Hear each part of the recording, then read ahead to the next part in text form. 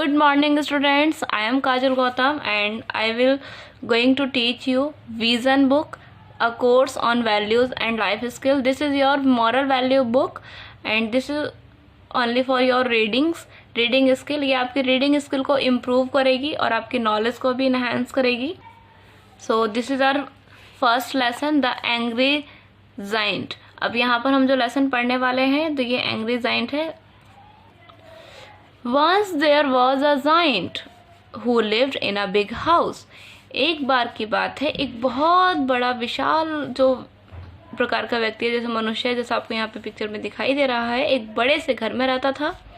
He had a beautiful garden, but he never let anyone enter it. उसके पास बहुत सुंदर garden था, लेकिन वो किसी को उसके अंदर आने नहीं देता था. Whenever he was away, जब कभी वो बाहर होता था, some children from the neighborhood would come into his garden to play. उस टाइम पर कुछ बच्चे जो उसके आस पड़ोस में रहते थे, नेबरहुड में रहते थे, वो उस गार्डन में खेलने आते थे. One day, एक दिन, when the giant was not home, the children come to play as usual. एक दिन जैसे वो जाइंट घर में नहीं था तो जैसे बच्चे हमेशा आते थे वैसे ही वो आज भी खेलने आए थे. When he returned, he saw the children playing happily in the garden.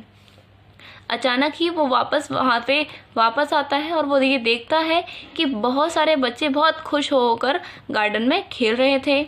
This made him very angry. और इस बात से उसे बहुत गुस्सा आया.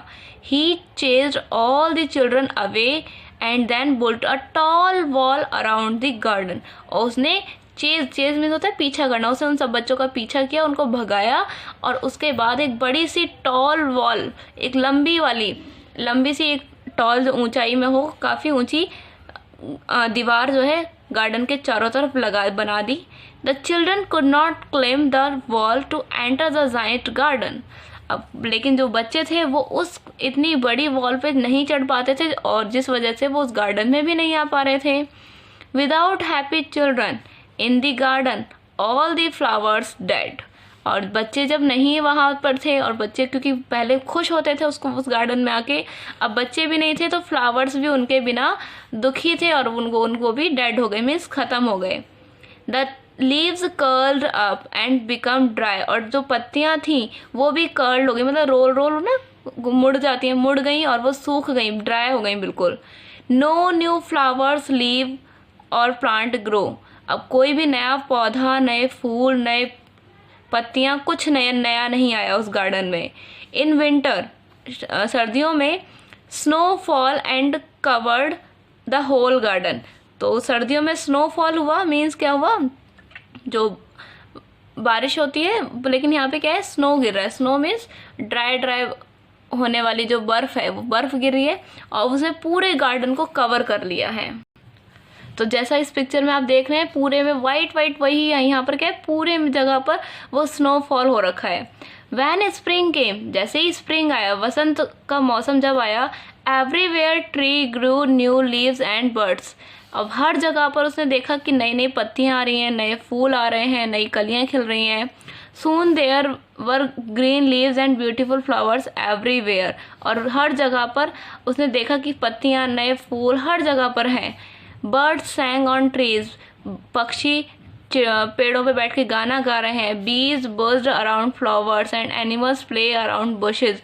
सारे कुछ तितलियां हैं वो वहाँ पर फूलों के चारों तरफ घूम रही हैं, कुछ एनिमल्स जो कि झाड़ियों में खेल रहे हैं. तो सब कुछ हो रहा है, लेकिन but it was still winter in the Giants garden. लेकिन जो जाइंट्स का गार्डन था उसके गार्डन में अभी तक विंटर था.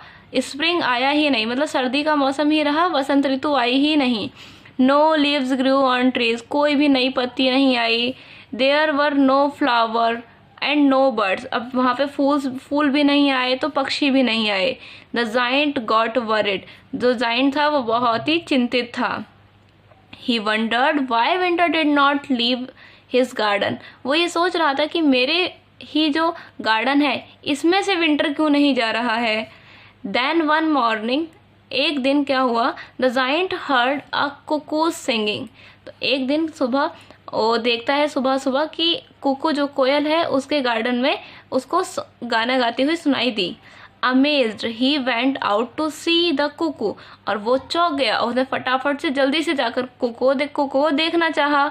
He saw few children playing in his garden, और उसने देखा कि कुछ बच्चे उसके गार्डन में खेल रहे हैं। Then he noticed a tiny hole in his garden's high wall, और तब वो नोटिस करता है कि एक छोटा सा होल है, मतलब होल में होता है छेद होना, एक छोटा सा छेद हो रखा है उसकी दीवार में जिसमें से कि गार्डन में बच्चे आए हैं। The children had squeezed through it, squeeze means होता है विद्रुप, मतलब उसके अंदर से निकल के आ जाना, तो बच्चे उसके अंदर से आ गए हैं।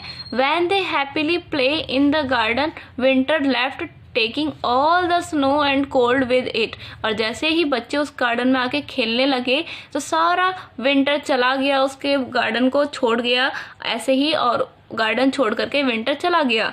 Spring happily enters the giant garden, और जो स्प्रिंग का मौसम था, जो वसंत ऋतु थी, वसंत ऋतु बहुत ही खुशी खुशी उसके गार्डन में भी एंटर कर गई है। Trees bloomed with new leaves, नए नए पौधे आए हैं नई नई पत्तियों के साथ में। And flowers, birds sang on every tree, और हर एक पेड़ पर बर्ड्स गा रही हैं। He could even see small animals going happily about their business in the garden, अब वो ये देखता है कि कुछ छोटे छोटे एनिमल्स भी उसके गार्डन में घूम रहे हैं बहुत खुशी खुशी। The giant realise that he had been wrong, तो अब जाइंट को पता चलता है कि हाँ उसने उनके साथ गलत किया था। ही हैड बीन सेल्फिश, वो सेल्फिश हो गया था। तो सेल्फिश कौन होता है? जो व्यक्ति सिर्फ अपने बारे में सोचता है।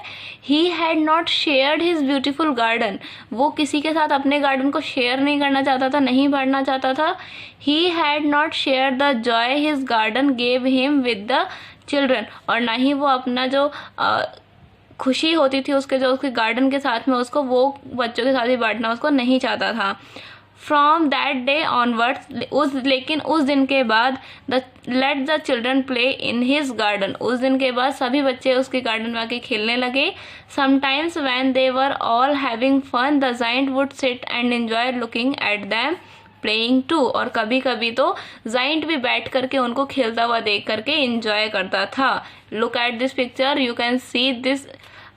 Now these are the children are playing in the garden and Giant is sitting and looking at them playing too. उनको खेलते हुए ये भी अब यहाँ पर बैठा बैठा देख रहा है और खुश हो रहा है। So this is your lesson. So read this lesson at your home again so you can improve your English speaking or reading. So thank you for watching.